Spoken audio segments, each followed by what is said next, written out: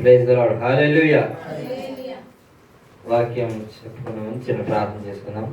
పరిశుద్ధుడైన తండ్రి, ప్రేమ కలిగిన ప్రభువా, నీ బంగారు పాదాలు పొందవలసిన ఈరోజు మీరు ఇక్కడికి వచ్చిన స్తోత్రం తండ్రి. మీరు ఇక్కడ ఉన్న స్తోత్రం. పరిశుద్ధ ఆత్మదేవ, మీరే నాలోని నీ ప్రజలతో మీ చిత్తానుసారంగా మీరే మాట్లాడుతున్నందుకు స్తోత్రం. గొప్ప అద్భుతకార్యం మీరే జరిగించి వారి హృదయానుసారంగా మీరే మాట్లాడి, మీ హృదయానుసారంగా వారితో మీరే మాట్లాడి వారి మీరే భద్రపరిచి దీవించమని యేసుక్రీస్తు అతి పరిశుద్ధ నామములో ప్రార్థించి అడిగిన పొందినాం తండ్రి.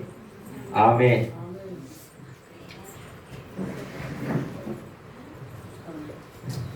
ఈరోజు వాక్యం ధ్యానాంశం మాటలు. చెప్పండి, మాటలు. సామెతల గ్రంథం 10వ అధ్యాయం 19వ వాక్యాన్ని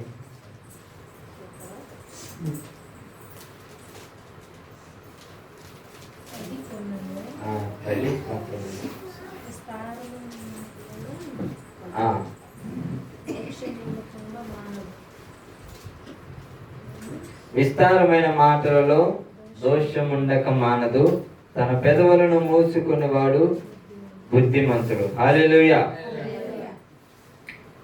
విస్తారమైన మాటలు దోషముండక మానదు. మాట్లాడేటప్పుడు మనం మాట్లాడే ప్రతి మాటకి ఒక అర్థం ఉంటుంది. పెదవుల నుండి ఒక మాట వచ్చిన హృదయం అంతరంగంలో ఇంకొక మాట ఉంటుంది. కాబట్టి ప్రతి ఒక్కరు కూడా యేసు ప్రభువు చెబుతున్నారు, నీ మనసులో ఏముందో నీ హృదయం బయట కూడా అదే వస్తుంది. గిన్నెలో ఏముండిద్దో గెంట్లోకి అదే వచ్చింది. హల్లెలూయా. గిన్నెలో ఒక్కోరు అంటే గిన్నెలోకి ఒక్కోరా రాదు. కాబట్టి మన హృదయంలో ఏమైతే ఉంటాయో అదే మన పెదవులు మాట్లాడాలి. పైపైన భక్తి, పైపైన మాటలు మనం మాట్లాడటానికి వీలు లేదు. అధికంగా మాట్లాడితే మన గుణాన్ని మనం కోల్పోతాం. విస్తారమైన మాటలు, ఎప్పుడు చూసినా విస్తారంగా మాట్లాడుతూ ఉంటారు. కొంతమంది గొప్పలు చెప్పుకుంటారు. హల్లెలూయా. గొప్పలు చెప్పుకుంటూ ఉంటారు, నాకు అది ఉంది, నాకు ఇది ఉంది. చాలా క్రైస్తవులు కూడా అక్కడక్కడ ఉంటూ ఉంటారు. వాళ్ళు ప్రార్థన చేసినప్పుడు ఏదైనా స్వస్థత జరిగితే, ఒక దర్శనం కనుక వాళ్ళకి కలిగితే ఇంకా వాళ్ళకి సంఘంతో, సేవకులతో పని ఉండదు. ఇంకా వాళ్ళే ఒక సేవకులాగా ఉంటారు. అయితే మనం అలా ఉండకుండా మనల్ని మనం తగ్గించుకోవాలి. అందుకే 2వ రాజుల గ్రంథం 4వ అధ్యాయం 9వ వాక్యంలో చూస్తాం అసలు మాటలు అంటే ఎట్లా ఉండాలి ఏమిటి. 2వ రాజులు 4:9.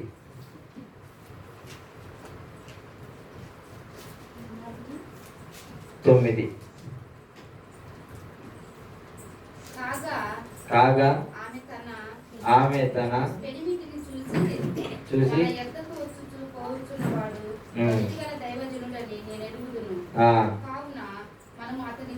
గోడ మీద ఒక చిన్న గది కట్టించి అతని కొరకు మంచము, బల్ల, పీట, దీపస్తంభమును ఉంచుదును. అతడు మన యొద్దకు వచ్చినప్పుడల్లా అందులో బస చేయవచ్చునని చెప్పాను. ఆమేన్. హల్లెలూయా. ఇక్కడ జాగ్రత్తగా వినండి, ఎక్స్ప్లెయిన్ చేస్తాను ఇక మీద నుంచి. ఎలీషా కదా, ఎలీషా అనే ప్రవక్త ఉన్నాడు. ఎలీషా అనే ప్రవక్త ఆయన ఒక ఊరికి వెళ్తూ వస్తూ ఉంటాడు. అయితే అక్కడ షునేమీరాలు అనే ఒక స్త్రీ ఉంది, ఆమెకి భర్త ఉన్నాడు. అయితే ఈ సేవకుడు వెళ్ళినప్పుడల్లా వాళ్ళ ఇంటిని దర్శిస్తూ ఉంటాడు. ఎవరింటిని? షునేమీరాల ఇంటిని దర్శిస్తూ ఉంటాడు. దర్శిస్తూ ఉంటున్నప్పుడు ఈమె ఒకరోజు తన భర్తతో చెప్పింది, ఏమని? అయ్యా, సేవకుడు ఒకడు వస్తున్నాడు మన ఇంటికి వస్తా పోతా ఉన్నాడు. ఆయన భక్తి గలవాడు. హల్లెలూయా. కానీ మనం చదువుకుంటూ వెళ్తే వాళ్ళ ఇంటికి వచ్చే సేవకుడు ఒకడు కాదు, ఇద్దరు వెళ్తారు. ఒకరు ఎలీషా, ఇంకొకడు గెహజీ. కానీ ఈమె ఏమంటుందంటే, మన ఇంటికి వస్తున్న సేవకుడు ఎలీషా భక్తి గలవాడు, మరి గెహజీ ఎట్టంటోడు? గెహజీ ఎట్టంటోడు అంటే వాడంత భక్తి, ఆయనంత భక్తి గలవాడు కాడు.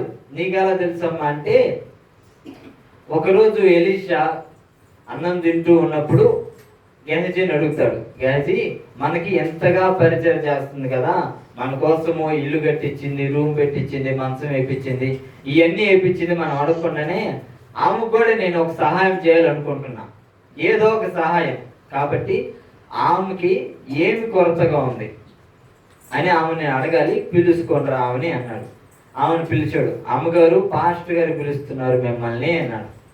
అన్నప్పుడు ఆమె వచ్చి ఏం చేసింది, ఇంట్లోకి రావాలి కదా, ఇంట్లోకి రాకుండా గడప దగ్గర నుంచొని ముందు ఆయనకు మొహం చూపిస్తుంది. ఆయన రమ్మంటే అప్పుడు లోపలికి వెళ్దామని. ఇల్లు ఆమెదైనా సేవకుడు పిలిచిన దాకా బయట ఉంటుంది. అంటే ఆ యొక్క విధేయతను మనం చూసి నేర్చుకోవాలి. అయితే ఆమె బయట నుంచుంది.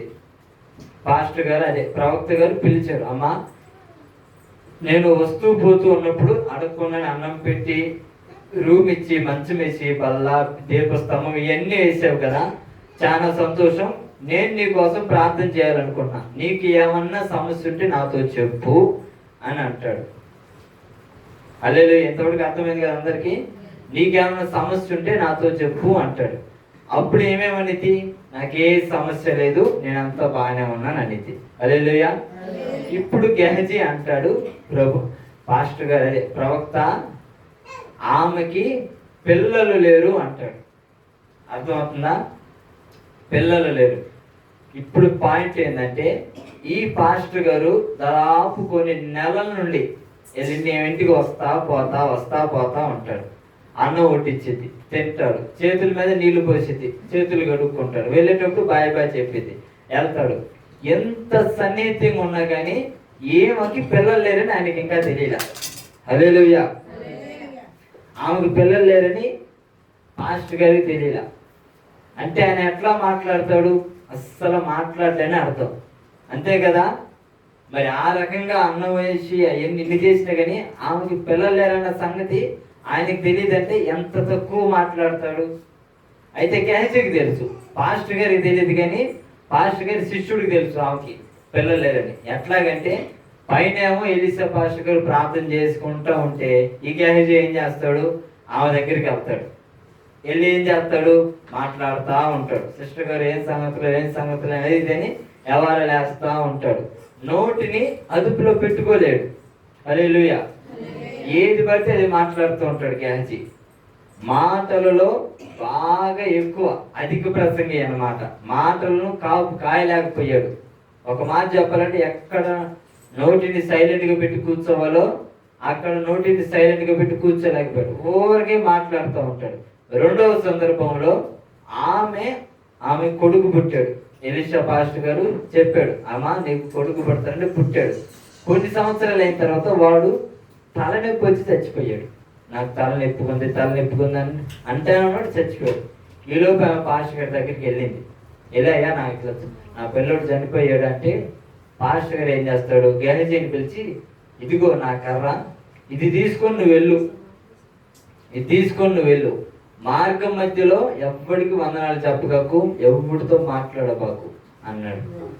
మాట్లాడకుండా వెళ్తే అది పనిచేసింది కర్ర, లేకపోతే పని చేయదు అన్నాడు. గెహజీ వెళ్ళాడు, మార్గం అంతా వెళ్ళాడు. వెళ్ళిన తర్వాత అక్కడ కర్ర పెడితే పిల్లోడు లేకోలా. అంటే ఏం చేసి ఉంటాడు, దారిలో ఎవరితో వ్యవహారం వేసి ఉంటాడు. హల్లెలూయా.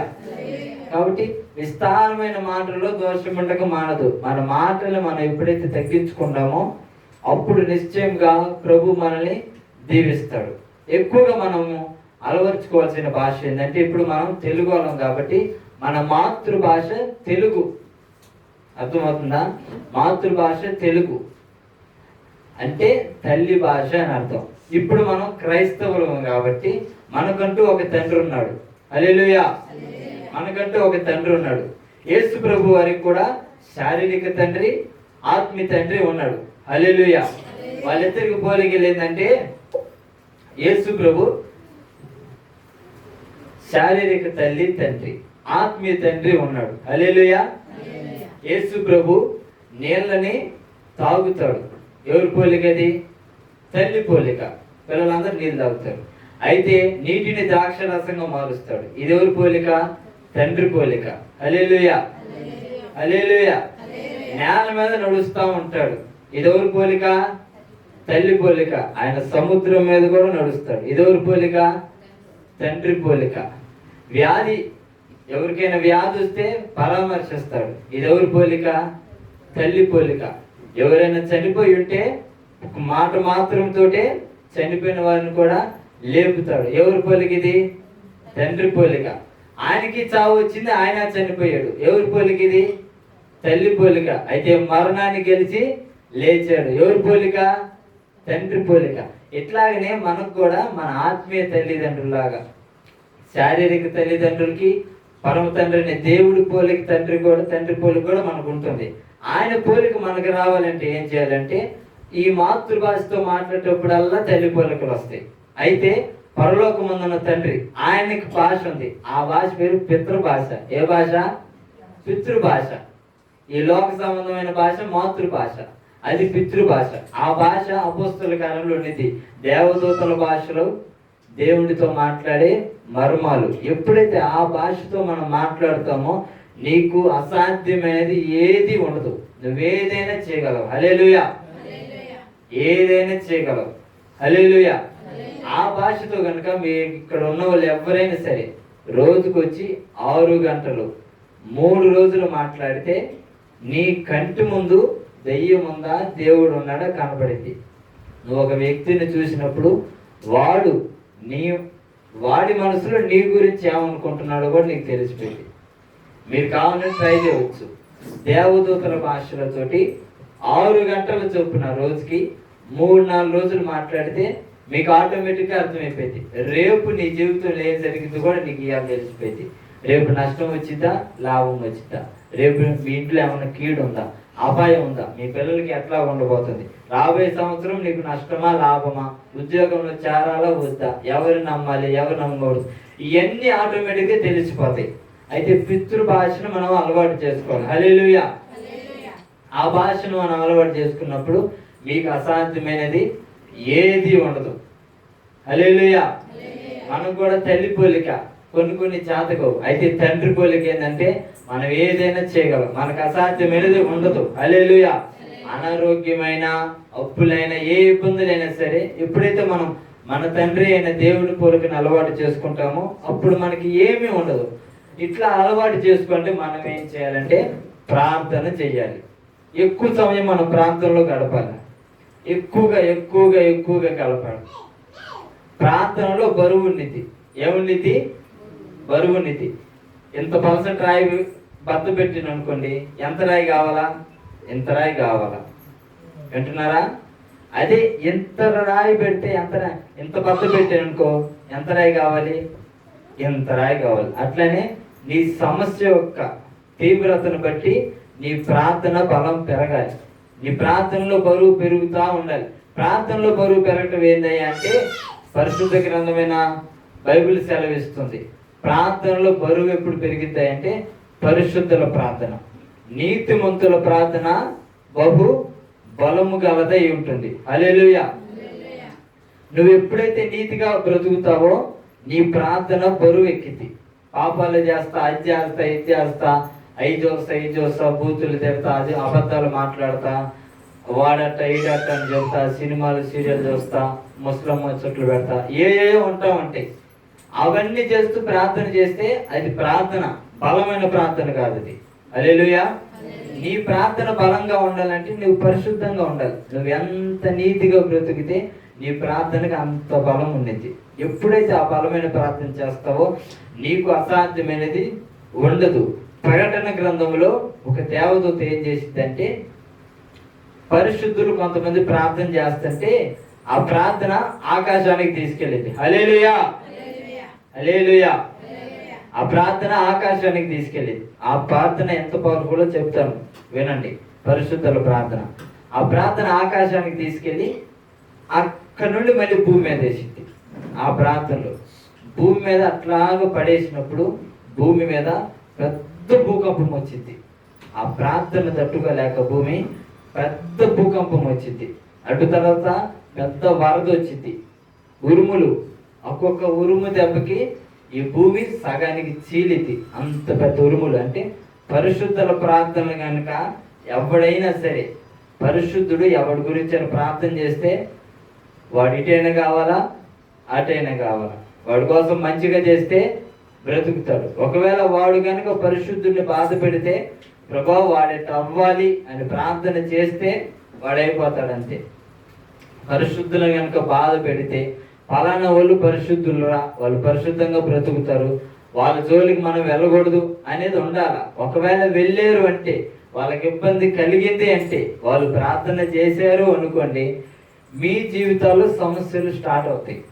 తెలిసినా తెలియకపోయినా ఏ వ్యక్తి అయినా అరే వీడు పరిశుద్ధుడు, వీడు నీతిగా బ్రతుకుతాడు అని మీకు తెలిసినప్పుడు వాళ్ళ జోలికి పోకూడదు.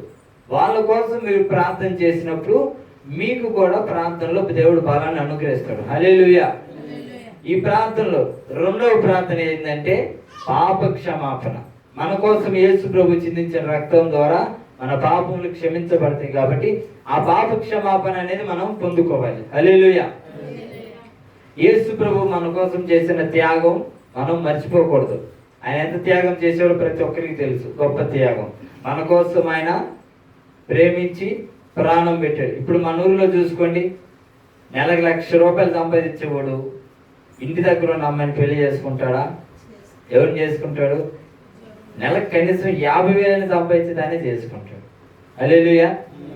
నెలకి అసలు ఏ పని చేయనోడికి 50,000 ఉద్యోగం చేసి అమ్మాయిని ఇచ్చి ఎవడైనా పెళ్లి చేస్తారా? చేయడు. సరి సమానంగా ఉండాలి. అంతే కదా. మా పిల్ల ఎంత చదివింది కాబట్టి పిల్లడు కూడా అంతే చదివి ఉంటేనే ఇస్తాం. మా పిల్లడు ఉద్యోగం కాబట్టి పిల్ల కూడా ఉద్యోగం చేసేదైతేనే ఇస్తాం. అయితే యేసు ప్రభుకి మనకి వివాహం అయితే మనం పోల్చుకున్నప్పుడు యేసు ప్రభు ఎంత గొప్పడు. ఆయన ప్రతి క్షణం busy busy busy busy busy. నిద్ర కూడా పోడు కనీసం. అటు ఇటు చూడను కూడా చూడడు. ప్రతిరోజు ఏదో ఒక పని బిజీ బిజీగా మన కోసం ఉంటాం. మనం ఎప్పుడు ఖాళీగా ఉంటాం. ఆయన ఎప్పుడు పరిశుద్ధంగా ఉంటాడు, ఎప్పుడు ప్రార్థన చేస్తూ ఉంటాడు. మనం ఎట్టుంటాం? ఎప్పుడు ఏదో ఒకటి చేస్తూ ఉంటాం. ప్రార్థన కాదు, ప్రార్థన తప్ప ఏదైనా చేస్తాం. ఆయన ఎప్పుడు ప్రేమిస్తూ ఉంటాడు, మనం ఎప్పుడు ద్వేషిస్తూ ఉంటాం. వాళ్ళని ద్వేషింటారు, వీళ్ళని ద్వేషింటారు. వాళ్ళ మట్టి ఏడబడిందని, వీళ్ళ మట్టి ఆడబడిందని, వాన పడిందని, అది పడిందని. హల్లెలూయా. ద్వేషిస్తూ ఉంటాం. యేసు ప్రభు ఎప్పుడు క్షమిస్తూ ఉంటాడు. మనం కూడా క్షమిస్తూ ఉండాలి. ఆయన పోలికగా మనం మార్చబడినప్పుడే ఆయనకి మనకి ఈడు జోడు కుదిరింది. అప్పుడు వివాహానికి సరిపోయింది. హల్లెలూయా. అంతవరకు మనం మనల్ని ఎదుగుదలలో తీసుకుని వెళ్ళాలి. అందుకే ఆయన త్యాగం చాలా గొప్పది. ఒకరోజు కొంతమంది ఈస్టర్ పండుగ వస్తుందని కొంతమంది తాగుబోతులు ఏం చేశారంటే, అందరు తాగుబోతులే, ఒక గురువు ఉంటాడు, పాస్టర్ గారు కాదు, గురువు. ఇంతకుముందు నాటకాలు నేర్పిస్తూ ఉంటాడు. మీరు వినుండొచ్చు. ఈ నాటకం చాలా పూర్వకాలంలో అది. ఆయన ఏం చేస్తూ ఉంటాడంటే నాటకాలు నేర్పిస్తూ ఉంటాడు. అటు నేర్పిస్తే ఇటు నేర్పిస్తాడు. అయితే తాగుబోతులు కొంతమంది ఆయన దగ్గరికి వెళ్ళి, గురువు గారు మేము పండక్కి నాటకం వేద్దాం అనుకుంటున్నాం, ఈస్టర్ పండగకి యేసు ప్రభు శిలువ నాటకం వేయాలనుకుంటున్నాము, మాకు నేర్పించండి అన్నాడు. అయ్యా, యేసు ప్రభు శిలువ నాటకం అంటే చాలా కష్టము, చాలా మా ఇబ్బందులు పడాలి, మరి మీరు సహిస్తారంటే మేము ఖచ్చితంగా చేస్తా ఉన్నాడు. సరే క్యారెక్టర్స్ మీరే పంచుకున్నట్టే ఒకడుండి నేను పిలాతుకుంటాను అన్నాడు. సరే నువ్వు పిలాతు. నేను పేతుడికి. సరే నువ్వు పేతుడికి. నేను యోహానికి. నేను సైనికుడికి. నేను కురేనీయుడైన సీమోన్కి. నేను పలానా ఓడికి అందరూ పంచుకున్నాడు. అయితే ఒకడు వచ్చి నేను యేసు ప్రభుకుంటాను అన్నాడు. దేనికి?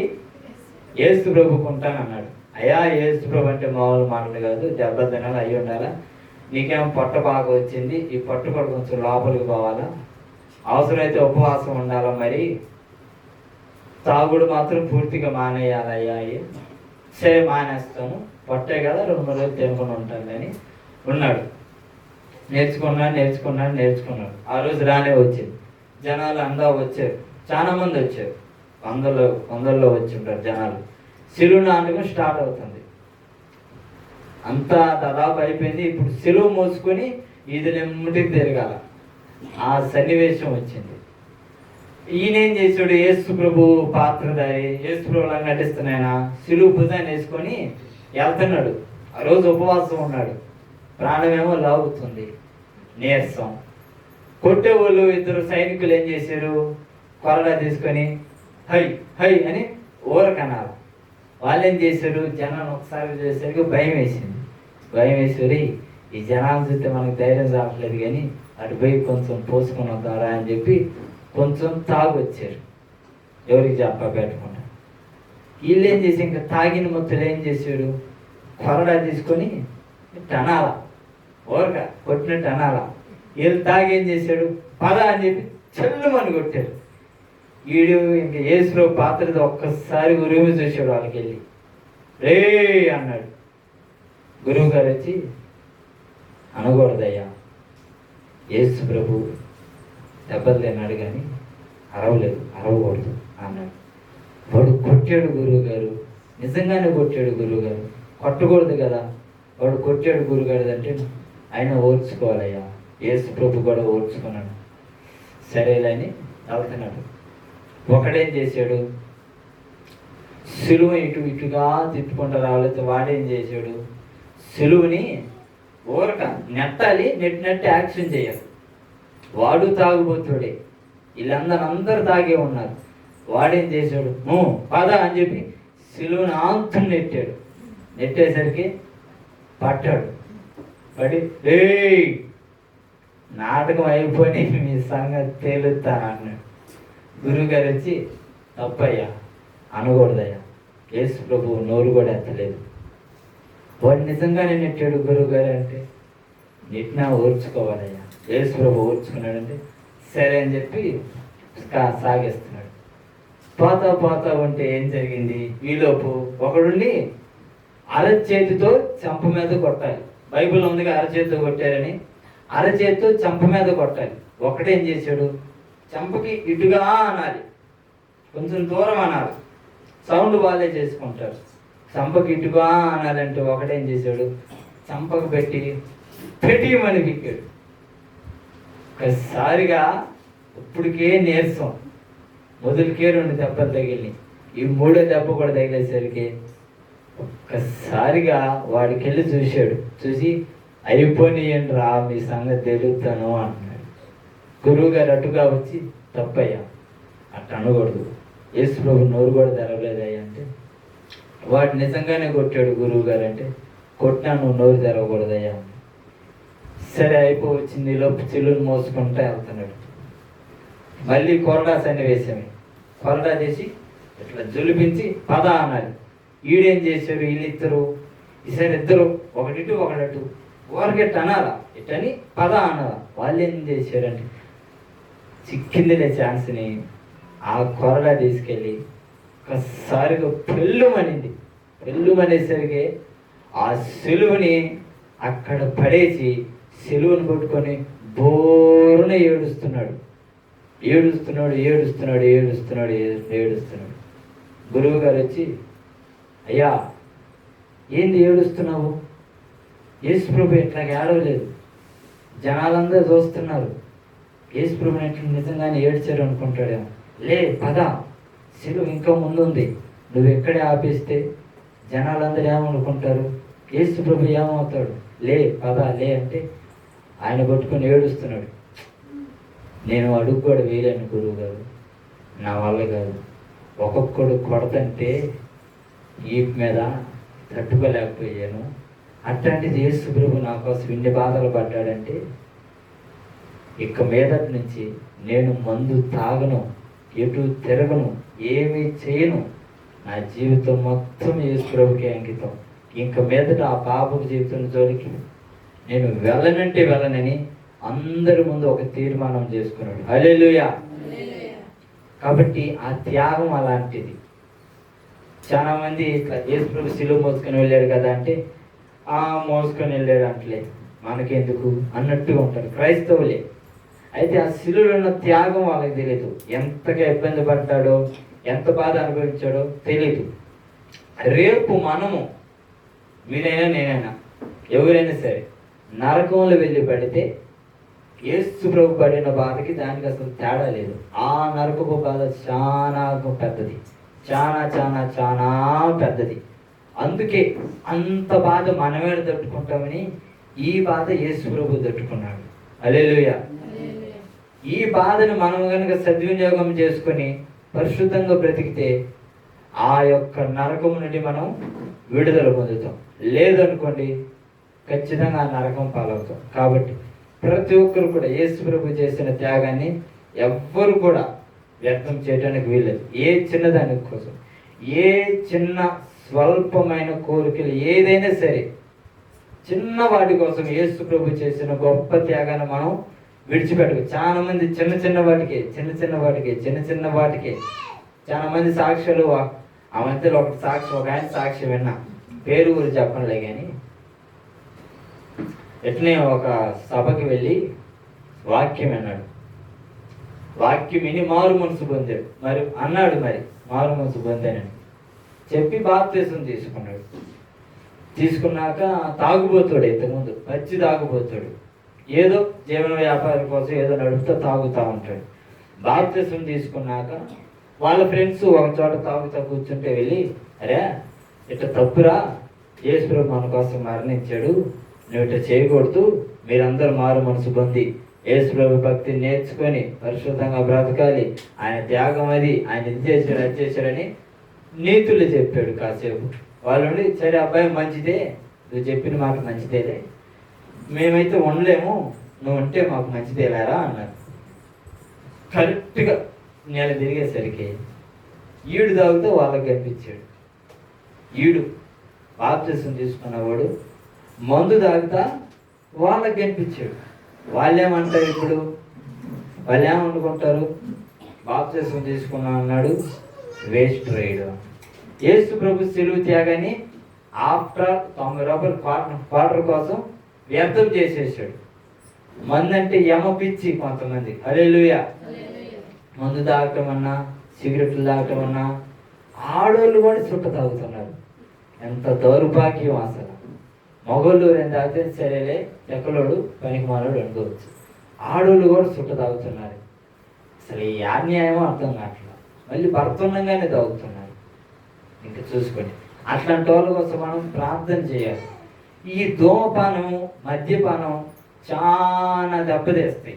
రేపటి రోజు నరకానికి వెళ్ళినప్పుడు, తాగుబోతులు నరకానికి వెళ్తే ముందు సీసా ఉండిద్ది అంట. ముందు వాడికి ఇష్టమైన కంపెనీ సీసా ఉండిద్ది. ఆ సీసాలో యాసిడ్ ఉండిద్ది. వీడికి తెలీదు. భూలోకంలోనే అనుకున్నాను, నరకంలో కూడా మందు దొరుకుతుందిరా అనుకొని వాడేం చేస్తాడు, ఆ మందు గబక్కన తాగుతాడు. అదేమైంది, అది యాసిడ్ కాబట్టి పోంగానే కాలిద్ది, సరసర మంటలు పుట్టిద్ది. అయినా తాగాలనిపించింది, కాలిద్ది. అట్లాంటి రోజుల్లోకి పోతాడు తాగుబోతులు. అర్థమవుతుందా? హల్లెలూయా. ఆ యొక్క ప్రతి పాపం నుంచి మనం విడుదల పొందాలి. ఏదైనా సరే, అబద్ధమైన చిన్న వాటికే అబద్ధాలు ఆడుతూ ఉంటారు. ఈరోజు అబద్ధం కూడా దేవుడు చేసిన త్యాగాన్ని వ్యర్థం చేసేది. అతి త్యాగం నుంచి మనం అందరం కూడా విడుదల పొందాలి. హల్లెలూయా. పరిశుద్ధంగా బ్రతకాలి. ఉన్న ఇదే మూమెంట్, కరోనా దాదాపు చాలా దూరం వచ్చేసింది. రేపు మాపు మన గ్రామానికి వచ్చిన తర్వాత తెలీదు. అందరూ ప్రార్థనలో పెట్టండి. వచ్చే అవకాశాలు ఉన్నాయి కాబట్టి ప్రార్థనలో పెట్టండి. దేవుడు ఎంతైనా నమ్మదగిన వాడు, ప్రార్థన ఆలకించి నెరవేరుస్తాడు. కాబట్టి విశ్వాసంతో ప్రార్థన చేయండి. అది వచ్చిందంటే మళ్ళీ ఇబ్బందులు పడాల్సి వచ్చింది. గ్రామాల్లో ఒక్కడికి వచ్చిందంటే ఊరంతా భయపడాల్సిందే. కాబట్టి ఇంతవరకు దేవుడు తన కృపను బట్టి కాపాడాడు. ఇక ముందు కూడా కాపాడులాగా ప్రతి ఒక్కరు ప్రార్థన చేయాలి. రాబోయే కాలం అంతా రాకడ కాలం. హల్లెలూయా. రాబోయే కాలంలో జరిగే ఒక సూచన మీకు చెబుతాను. ఈరోజు మీరు 10 రూపాయల కాగితాలు, 20 రూపాయల కాగితాలు, 50 కాగితాలు ఉన్నాయి కదా. రాబోయే కాలంలో ఈ కాగితాలు అనేవి ఉండవు. ఈ కాగితాలన్నీ తీసివేస్తారు. ఎందుకు తీసేస్తారంటే కరోనా డబ్బు వల్ల కూడా వస్తుంది కాబట్టి. ఇప్పుడు ఎవరికైనా తుమ్మారు అనుకో, కరోనా ఉన్నాడు, డబ్బులు ఇచ్చేటప్పుడు అని తుమ్ముతాడు. దాని మీద ఏముండిద్ది, ఆ వ్యాధి ఉండిద్ది. అది తీసుకున్నవాడికి వచ్చి ఏమొచ్చింది, వ్యాధి వచ్చింది. ఇది దాదాపు ప్రపంచం అంతా పాకింది కాబట్టి అసలు డబ్బే లేకుండా చేయాలి. ఎట్లా చేయాలంటే ప్రతి ఒక్కరు ఏం చేస్తారంటే, ఇప్పుడు ఫోన్ ఉంది, ఫోన్పే ద్వారా ఈ మనిషి నుంచి ఆ మనిషికి పంపిస్తున్నారు. అదే ఆధారం చేసుకొని ప్రతి మనిషిలో కూడా ఇంత ప్రకటన గ్రంథంలో చెప్పబడినట్టు వాడి ముద్రని, అంటే సాతాను గాడి ముద్రని, అంత్యక్రీస్తు ముద్రని నుదుటి మీద కానీ చేతి మీద కానీ వేస్తారు. నీకు తెలీదు అది సాతాను ముద్రని, అది అదని, ఇదని నీకు తెలీదు. ప్రభువు కూడా అందరికీ తెలియజేయడు. దాదాపు నాకు తెలిసి ఎవరైతే ఆయన సంకల్పంలో ఉంటారో వాళ్ళకి మాత్రమే తెలియజేస్తాడు. ఇదిగో నువ్వు వేయించుకుంటుంది ఇది సాతాను ముద్ర, కాబట్టి నువ్వు వేయించుకోకూడదు అని. కొంతమంది చెప్పినా వేయించుకుంటారు, అందుకని దేవుడు వాళ్ళకి చెప్పడు. ఆ ముద్ర ఎప్పుడైతే ఇక్కడ పడిద్దో, ఈడు పలానా బ్యాంక్కి లేదా పలానా కొట్టుకి వెళ్ళినప్పుడు అక్కడ స్కానింగ్ మెషిన్ ఉండేది, అది ఇక్కడ స్కాన్ చేసేది. ఈడి దగ్గర డబ్బులు ఉన్నాయా లేవా, ఉంటే ఎంత ఉన్నాయి స్కాన్ చేసి ఈడి దగ్గర డబ్బులు ఉన్నాయి అంటే అప్పుడు లోపలికి రమ్మనిద్ది. అది లోపలికి అనుమతించింది, లేకపోతే అనుమతించదు. కుయ్యి కుయ్యి కుయ్యి కుయ్యి అని మోగిద్ది, ఏదో ఒక శబ్దం చేసిద్ది. ఏ వ్యక్తి దగ్గర డబ్బులు లేకపోతే అమ్మకాలు కొనుగోలు ఉండవు. ముద్ర లేకపోతే, డబ్బులు ఉన్నా కానీ ముద్ర లేకపోతే అమ్మకాలు కొనుగోలు ఉండవు. రేపు రేషన్ కావాలని ఏం కావాలని ఏలు ముద్రలు ఇప్పుడు ఎట్లాగో రేపు వచ్చే కాలంలో ఈ ముద్ర అట్లాగా. అయితే ఇది ఎవరు వేస్తారు అనేది కూడా ఉంది. ఈ ముద్ర ముస్లిమ్స్ దగ్గర నుంచి వచ్చింది, సాయిబుల్ అంటున్నా వాళ్ళ దగ్గర నుంచి వచ్చింది. ప్రపంచాన్ని ఏలాలి అనేవాడు ఒకడు పుడతాడు, వాడు ఈ ముద్రని అందరికి ఇస్తాడు. వాడు స్టార్టింగ్లో మంచి మాటలు చెప్పే ఇస్తాడు అందరికీ, అదే ఇది భలే లాభంగా ఉంది, అందరికి మేలు చేసిద్దని అందరు తీసుకుంటారు. కొంతకాలానికి ఏమీ కాదు, అంత చక్కగా ఉన్నిద్ది. అమ్మకాలు ఏదైనా అమ్మటం కానీ కొనటం కానీ చాలా ఈజీగా జరిపోయింది, చాలా అంటే చాలా ఈజీగా జరిపోయింది. అయితే రాను రాను రాను రాను రాను రాను ఏం జరిగిందంటే, ఈ చిప్లో కొన్ని ముఖ్యమైనవి ఉంచుతాడు. ముఖ్యమైనవి అంటే నీకంటూ నువ్వు సొంతంగా ఒక నిర్ణయం తీసుకోలేవు. నీ బాడీలో ఎవడైతే ఆ చిప్పు పెట్టాడో వాడు ఏం చేయమంటే నువ్వు అది చేయాల్సిందే. రేపు పొద్దున్న ఎలక్షన్స్ వస్తాయి, నువ్వు పలానా ఓడికి ఓటేయమంటే నువ్వు వాడికే ఓటేయాలి. నీకు ఇష్టం ఉన్నోడికి నువ్వు ఓటేయడానికి లేదు. అవన్నీ ఆ రోజు జరుగుతాయి. నువ్వు చికెన్ తినాలనుకుంటున్నావు, ఆ ముద్ర వేసినోడు ఏమైతే తినాలని ఉండిద్దో అదే తింటావు, ఎందుకంటే నీ మైండ్ సెట్ అలాగా మారిపోయింది. ఆ ముద్రలో అంత పవర్ ఉండేది అనమాట. ఆ ముద్ర ఎక్కడ పెడతారా అంటే స్వచిత్తము ఆ ముద్ర నింపేసింది. యేసు ప్రభు సృష్టించినప్పుడు మన దేహంలో అంతా నింపాడు, అయితే ఒక్క చోట మాత్రం ఖాళీ పెట్టాడు. ఏందయ్య అంటే మనసు. ఆమేన్, హల్లెలూయా. ఆ మనసు అనేది నీ ఇష్టం, స్వచ్ఛత్వం. నీ సొంతంగా నువ్వు దేవుని ఆరాధించాలి, ఆయన మాత్రం బలవంతం చేయడు. కాబట్టి అట్లాంటి స్వచ్ఛత్వంలో సాతానుగాడు అది నింపుతాడు. కాబట్టి జ్ఞాపకం చేసుకోండి, వచ్చేది అంత భయంకరమైన రోజులు. దీనికి ప్రారంభం ఎప్పుడయ్యా అంటే, ఇప్పుడు సెల్ ఫోన్స్లో 4G చూస్తున్నాం కదా, 5G ఎంటర్ అయిన తర్వాత ఇది ఎంటర్ అయింది. అర్థమవుతుందా? సెల్ ఫోన్లు వాడే వాళ్ళకి అర్థమైంది. ఇప్పుడు 4G అట్లానో రాబోయే తరంలో 5G అంటే ఇంకా స్పీడ్, నెట్వర్క్ స్పీడ్. ఆ 5G వచ్చిన తర్వాత ఇది అమల్లోకి వచ్చింది, తొందరగానే అమల్లోకి వచ్చింది దాదాపు. అటు తర్వాత రాకడ కాలం, అప్పుడు ఉండేది ఇంకా అందరికి సినిమా. హల్లెలూయా.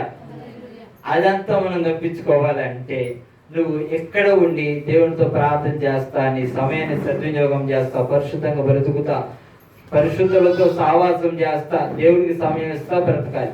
లేదంటే నా ఇష్టం, నా షో, నా ఇష్టం అన్నట్టు టీవీలో నా జీవితం నా ఇష్టం అని ఎవరైనా తిరిగితే దేవుడు ఏమీ కాదనడు. అయితే ఒక రోజు ఉన్నది, ఆ రోజు ఇన్ని రోజులకి చేసిన తప్పులన్నిటికీ ఆ రోజు లెక్క అప్పచెప్పాలి, శిక్ష అనుభవించాలి. హల్లెలూయా. దేవుడు మందిరానికి చేసే నిర్లక్ష్యం కానీ, చాలా మందికి దేవుడు మందిరం అంటే నిర్లక్ష్యం. మీరంటే లక్ష్యం ఉంది కాబట్టి వచ్చారు, అయితే చాలా మంది కొంతమంది రాలేకపోయారు. ప్రపంచంలో చాలా మందికి నిర్లక్ష్యం. యేసు ప్రభు దగ్గర కూడా నిర్లక్ష్యంతో చాలా మంది వచ్చేవారు. యేసు ప్రభు ఒక ఉపమానం చెప్పాడు. ఒక ఆయనకి దెబ్బలు తగిలితే సమరయుడు ఒకడు వచ్చి అదే మంచిగా పరామర్శించి పూట కూలవాణి వద్దకు వాడిని ఇచ్చి 2 దేనారాలు ఇచ్చాడు. ఎవరికి? ఎవడైతే దెబ్బలు తిన్నాడో వాడికి ఇచ్చాడు, కానీ డాక్టర్ పని చేసాడు ఈయనకి ఇలా. ఎవరికి ఇవ్వాలి డబ్బులు? ప్రసాద్ వచ్చి నాకేమైనా చేశాడు అనుకోండి, డబ్బులు ఎవరికి ఇస్తారు? నాకిస్తారు, ప్రసాద్కి ఇస్తారా? ప్రసాద్ కాక ఇచ్చేది. మరి దేవుడు దెబ్బలు తగిలినోడికి ఎందుకు ఇచ్చాడు? చేసేదెవరు? యాజకుడు చేస్తున్నాడు. దెబ్బలు కడిగి మచ్చలు తుడిచి మొత్తం చేయాల, నూనె రాయాల, మొత్తం మసాజ్ చేయాల, వాళ్ళు తగిలిన దెబ్బలు, మచ్చ, మడత, డాగు ఏమీ లేకుండా చేయాల. అప్పుడు డబ్బులు ఎవరికి ఇచ్చాడు? ఇవన్నీ చేయించుకోవాలని డబ్బులు ఎవరికి ఇచ్చాడు? ఆయనకి 2 దేనారాలు ఇచ్చాడు. ఈయనకి పనంతా అయిపోయిస్తానన్నాడు. హల్లెలూయా. ఆయనకి పెట్టిందే, ఆయనకి పెట్టిన ఆ 2 దేనారాలే ఈయన తినాలి. ఆయనకి పెట్టిన 2 ముక్కలే ఈయనకి, ఇంకా 90% ఆయనకి. 10 ఈయనకి మిగిలేది, 90% ఆయనేగా, 10 ఈయనకి. దశమ భాగమైన ఏదైనా 10% ఏం తినేది, 90% ఆయనే. హల్లెలూయా. ఈయన ఏం అడగల, నాకెందుకు ఇలేదు అని ఈయన అడగల. రేపు పొద్దున యజమానుడు అనే యేసయ్య వచ్చినప్పుడు సంఘస్థుల్ని, అంటే కాపరి సంఘస్థుల మధ్య సంభాషణ ఇదంతా.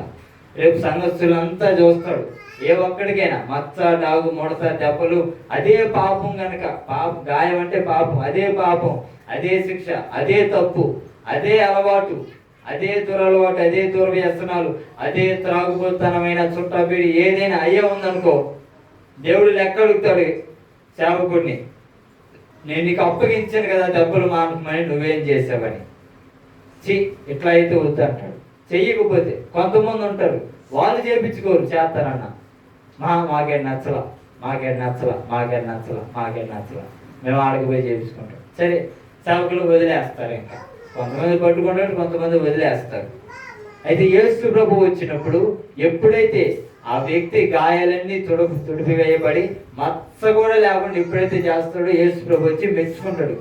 బలా నమ్మకమైన దాసుడా, నా కోసం నువ్వన్నీ చేసేవాడు, ఇదిగో నీకు ఒక పట్టణాన్నే ఇస్తున్నా. రేపు పొద్దున పట్టణం అంటే పరలోకంలో పట్టణం కాదు, ఇదిగో ఈ భూలోకంలో పట్టణాలు ఉన్నాయి కదా, అయ్యే ఇస్తాడు. ఒకడికేమో హైదరాబాద్ ఇస్తాడు, ఒకడికేమో చిల్లూరుపేట, ఒకటి కొంగోలు, అట్లా పట్టణాలు ఇస్తా పోతాడు. ఎవడికి ఎన్ని పట్టణాలు అయితే అన్ని పట్టణాలు, ఎవడు ఎన్ని తలాంతులు వాడితే అన్ని పట్టణాలు ఇస్తాడు. కాబట్టి అవన్నీ మనం జ్ఞాపకం చేసుకొని ప్రభు రాకడ పర్యంత వరకు సిద్ధపడి జీవించుదుముగాక. ఆమేన్.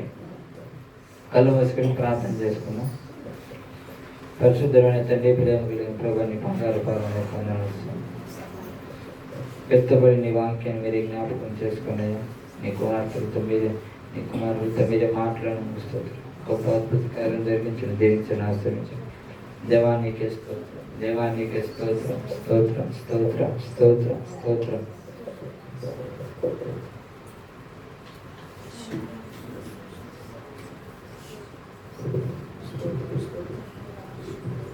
స్తోత్రం, స్తోత్రం, స్తోత్రం. ప్రార్థన చేద్దాం. స్తోత్రం.